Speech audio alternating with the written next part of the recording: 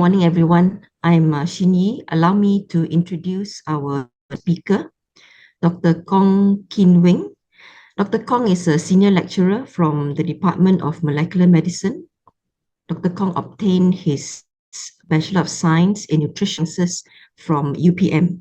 He then received his PhD from Department of Molecular Medicine in Dr. Kong is passionate about the research on underutilized crops and food processing byproducts as sources of medicinal and functional food. He will share with us today on the antioxidant and medicinal values of an edible weed, Alternanthera sessilis red, and how it can assist in preventing and ameliorating lipid accumulation in metabolic diseases, such as metabolic associated fatty liver disease. Let us now welcome Dr. Kong Kin Weng. Thank you, Prof. Fung. Please allow me to share my slide. Right. Good morning, everyone. So let's start with my today's topic on uncovering the antioxidants and medicinal values of an edible wheat. So basically, this presentation is to share with you part of our work on the edible wheat or edible herbs, which is Alternanthera sessilis red. So this is the picture of the plant. So it has a red and purplish in color. So Alternanthera sessilis is the species name, and the red is actually the variety of the plant. So this species is fall under the family of Amarantaceae. So it has the common name. So it is called as sessile joy wheat or dwarf copperleaf. And for this species, it consists of two cultivars or variety, basically. So it has a green variety and a red variety. Both varieties, they are available in Malaysia, but the red one is the more commonly available in Malaysia. However, it has a local name as well. So in Malay, it is called as Keramat Merah. That is for the red variant. And in Mandarin, it is called as Hong Tian Wu. Okay, Hong Tian Wu. So this species is found in the tropical or subtropical regions. And it is consumed by the local people, especially the Malay, as salad or ulam, and particularly the local community from the northern part of Peninsular Malaysia.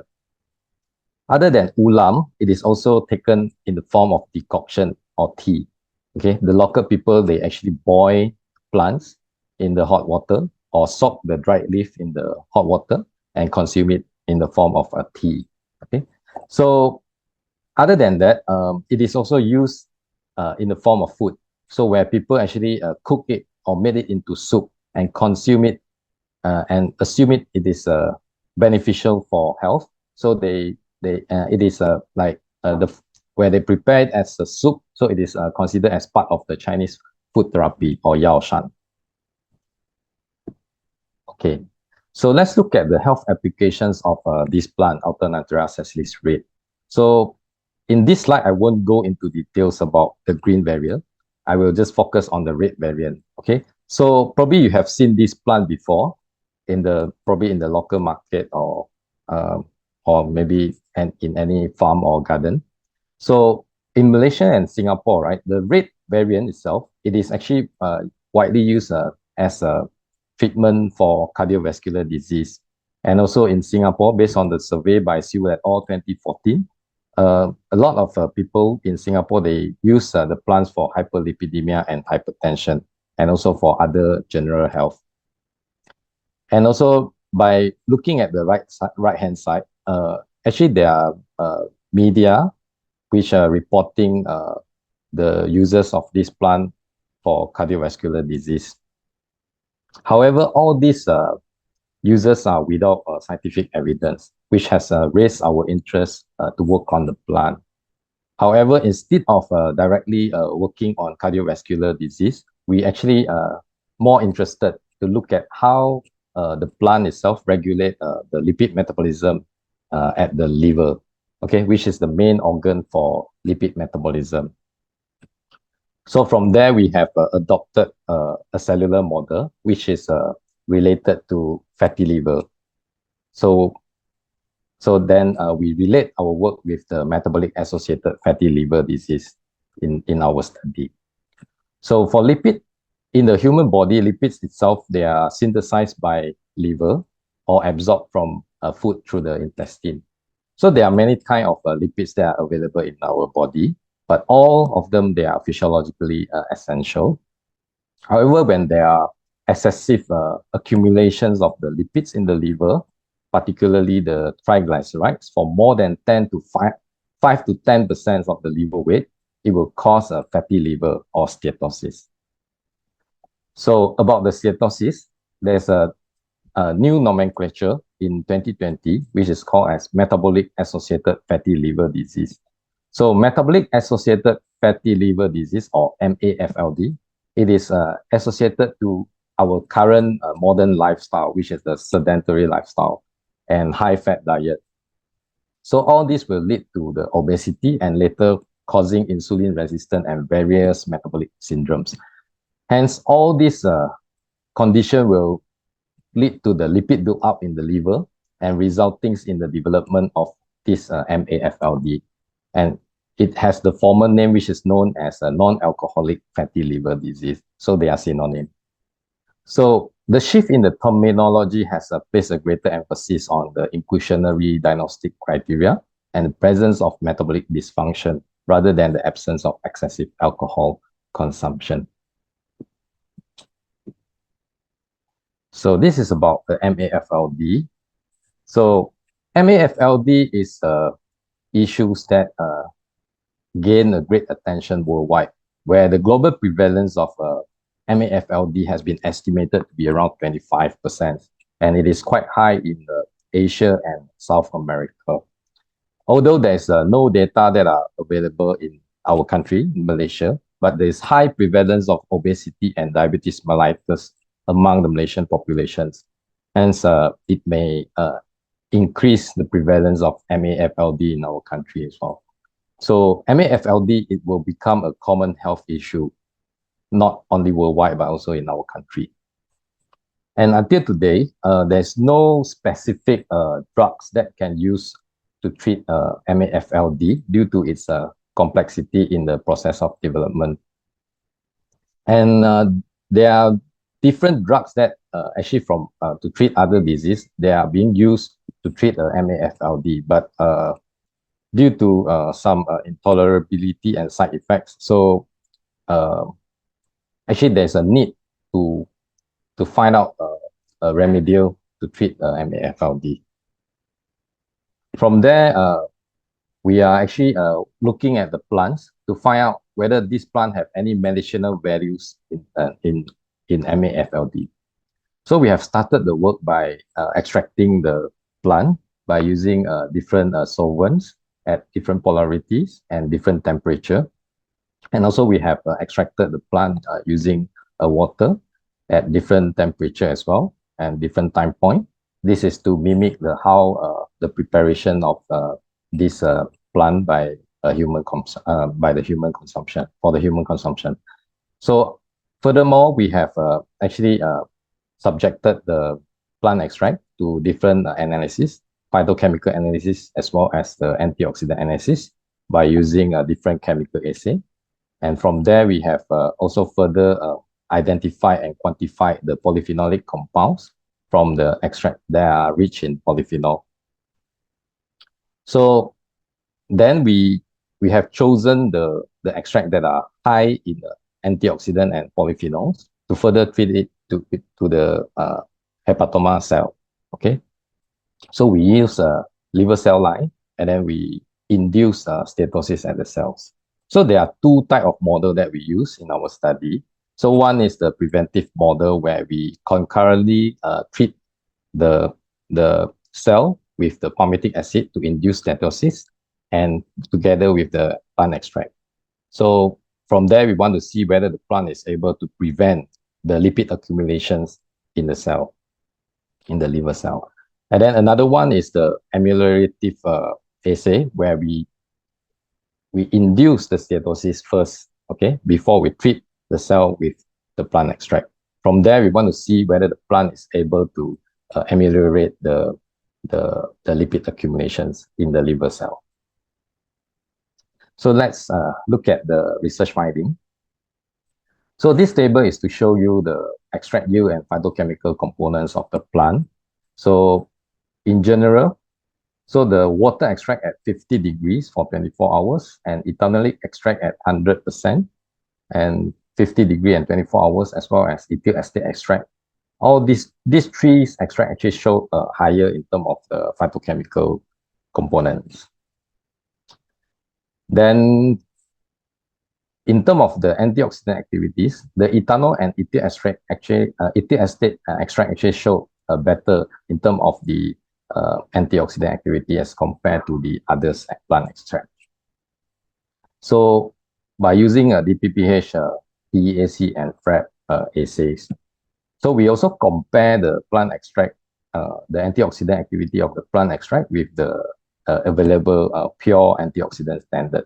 Although the one that is highest in antioxidant doesn't seem to as good as the available pure antioxidant standard, but they seem it is seem to be quite comparable to the antioxidant standard that are available. So then we work on the HPLC by looking at the different type of the polyphenolic compounds in the plant. So we have subjected the 3 plant extracts that are higher in phytochemical and antioxidants to the HPLC analysis, and we have found that ethanol extract actually contain the highest amount of the polyphenolic compound, and they are mainly the flavonoid.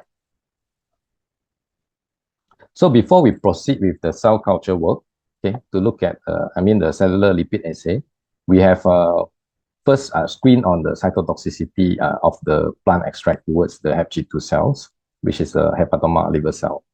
So then we have identified the IC20. So from there, we have selected the concentrations that are lesser than IC20 in order to prevent any unwanted cytotoxic effect, because we are looking at the lipid lowering. So this picture is to show you the inductions of the steatosis at the liver cell line. So A is this is the picture for the blank, and then this is the picture after we induce with the palmitic acid. So it shows the accumulations of the lipid in the cell. So we stain it using the red color stain, which is oil red O. So you can see there are more red color lipid droplets in the cell. So in the preventive assay, when we concurrently treating the cell together with the palmitic acid and the plant extract, so the ethanolic extract actually showed quite good reductions of the lipid content. So it shows a 28% reduce in the lipid content as compared to the control, which is with palmitic acid only. And it is also comparable with the drug, which is a fenofibrate that we use as a control for the study. Other extract like ethyl acetate and water extract, they also show reduction, but they are not as good as the ethanol in this assay. So this is the figure to show you the changes of the color in terms of the lipid content. Okay, so higher color intensity represent a higher lipid content in the cell. So if you look at here, the palmitic acid only, it shows a higher density in terms of the color, and this is the picture of the drug, okay, where the cells treated with the fenofibrate, and this is the blank.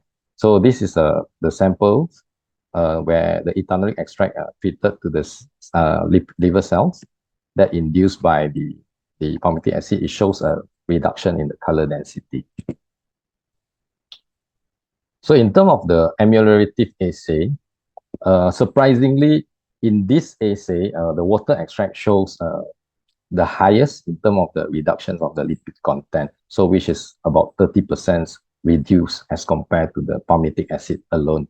And it is also comparable to the drug that is available, which is a fenofibrate.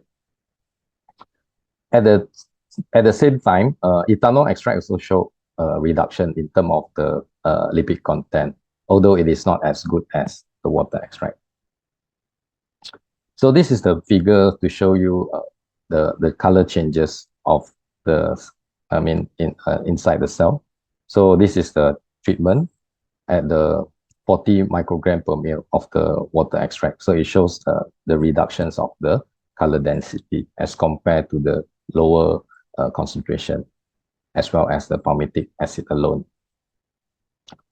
So to further understand about the mechanism of actions of the plant, we have further proceeded the work with gene expression analysis by selecting a few genes which are related to lipid metabolism.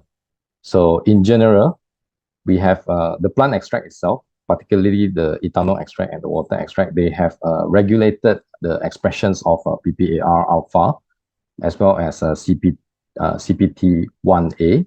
So these are actually upregulated, and they have actually enhanced the uptake of the fatty acid into the mitochondria for beta oxidation. And hence we postulate that it might be the mechanism of removing the lipid accumulations in the cell. At the same time, the ethanol extract also downregulated the PPAR gamma, which is regulating the de novo lipogenesis and triglyceride accumulations. So down regulations of this will reduce the fatty acid synthesis. However, for water extract itself, it actually upregulated the PPAR gamma.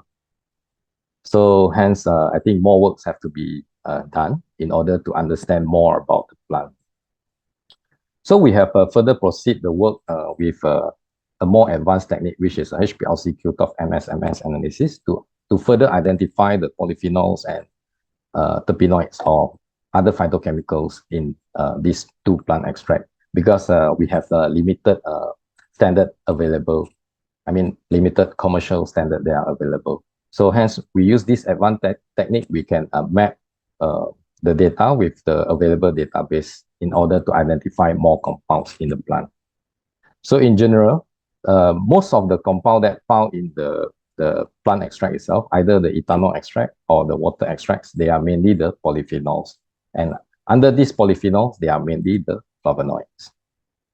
So we have further work on a review article and trying to summarize everything together that are related to the plants. So we have found out this plant, actually the major compound is the polyphenols, and flavonoid is the main component under the polyphenols, which are mainly contribute to many of the bioactivities of the plant. Because of that, we have further fractionate the plant extract in order to understand more about, to shed light on how the plants work on the liver cells. So we have fractionate the plant, okay, by using an open column chromatography. And then again, we have repeated the phytochemical analysis and also the antioxidant analysis. So we have successfully isolated the ethanolic extract that are high in polyphenol and antioxidants. And currently, we are working on a lipidomic analysis by treating the fractions to the cells and try to extract out the lipid molecules in the cells, and then subjected the extract to the lipid chromatography analysis to get to know the overview of the changes of the lipid molecules in the liver cells, and also try to look for the pathway that are regulated by the plant. So last but not least, I would like to acknowledge my research collaborators and lab manager and also students, and also research grants that supporting the work, and also Agilent Technologies for all the technical support. So here are the references, and thank you. Thank you. There's a question from Prof. Tunku Sara. If a patient has alcohol-induced fatty liver, would it be safe for the patient to try this ASR? And in what form should this plant be taken? Okay, a good question. Actually, at the moment, we will not recommend anything yet, because the study is still at the very preliminary stage. So I think many work still have to be done in order to confirm the activities of this plant. And then also, I think we have to proceed to animal study before, we use it on human. Because at the moment, we are only using the cellular model for the study. So once we get more data, then probably we'll proceed with animal study. Yeah. Okay, Yeah. thank you. So what are the future outlook of this plant? Is this natively from Malaysia, Dr. Kong? Yes, this plant is actually available in our country, but it also available in others. I mean, basically, it is available in the tropical and subtropical region. So, but the red variety is the one that is more commonly available in Malaysia and Singapore, as well as Taiwan. So, but the green variety is more available in others Asian countries. Yeah. Okay, looks like there's no more questions from our audience. So we want to thank Dr. Kong for sharing his very insightful research data, and we look forward to being able to consume this weed soon. Yeah. Okay, thank you everyone for joining us. Hang on, there's another question from Prof. Tunku. Are the commercially available forms or natural forms harmful? Because I think earlier in your presentation you show a packet of weed, seaweed. Okay. Yeah. Actually, not seaweed. It's the plant itself. So it is in the form of dried leaf. So that is how the local people consume it in the form of tea lah. Even though it is available commercially, either in the dried form or in the decoction form. Even you can see in the market there's the concentrate of the plant extract.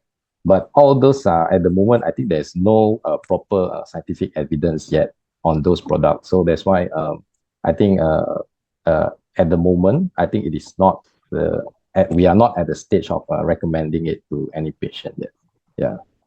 Everyone, thank you, Dr. Kong. Thank you everyone for joining us for the talk this morning, and have a good day ahead. Thank you very much.